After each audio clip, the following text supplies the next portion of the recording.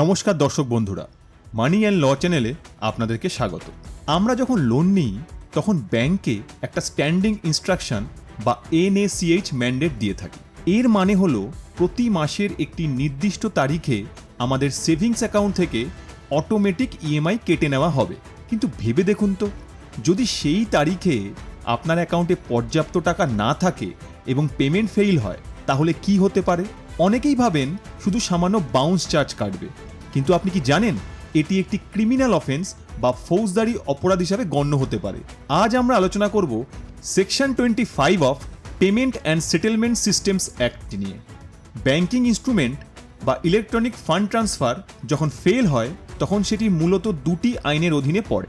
একটি হলো চেক বাউন্সের ক্ষেত্রে নেগোশিয়েবল ইনস্ট্রুমেন্ট অ্যাক্ট এর সেকশন 138, আর অন্যটি হলো আপনার অনলাইন EMI বা SI ফেল হওয়ার ক্ষেত্রে section 25 of payment and settlement systems act 2007। সহজ ভাষায় বললে, আপনি ব্যাংকে অনুমতি দিচ্ছেন টাকা কাটার জন্য, আপনার অ্যাকাউন্টে টাকা না থাকায় সেই নির্দেশ অমান্য হয়েছে। আইন অনুযায়ী এটিকে একটি প্রতারণা বা অসাধুতা হিসাবে ধরা হয়, কারণ আপনি আপনার ঋণের দায়বদ্ধতা পূরণ করেননি। যদি ব্যাংক আপনার বিরুদ্ধে এই ধারায় মামলা করে তবে ফলাফল কিন্তু বেশ কঠিন হতে পারে। আদালত চাইলে সর্বোচ্চ 2 বছর পর্যন্ত জেল হতে পারে। আপনার বকেয়া EMI বা কিস্তির পরিমাণের দ্বিগুণ টাকা জরিমানা হিসাবে দিতে হতে পারে। ক্ষেত্রবিশেষে জেল এবং জরিমানা দুটোই হতে পারে।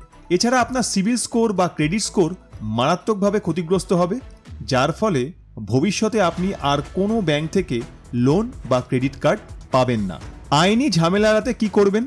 ব্যালেন্স চেক করুন। EMI এর তারিখের অন্তত 2 দিন আগে অ্যাকাউন্টে টাকা রাখা নিশ্চিত করুন। অ্যাকাউন্ট ক্লোজ করবেন না। লোন চলাকালীন সেই অ্যাকাউন্ট বন্ধ করবেন না যেখান থেকে টাকা কাটার কথা। যদি কোনো কারণে টাকা দিতে দেরি হয় তবে ব্যাংকের সাথে কথা বলে সময় চেয়ে নিন। চুপচাপ বসে থাকবেন না। মনে রাখবেন, EMI বাউন্স হওয়া মানে শুধু টাকা বাকি থাকা নয়, এটি একটি আইনি লড়াইয়ের শুরু হতে পারে। তাই সচেতন থাকুন এবং নিজের ক্রেডিট প্রোফাইল সুরক্ষিত রাখুন। ভিডিওটি ভালো লাগলে শেয়ার করুন যাতে অন্যরাও এই গুরুত্বপূর্ণ আইনটি সম্পর্কে জানতে পারে। ধন্যবাদ।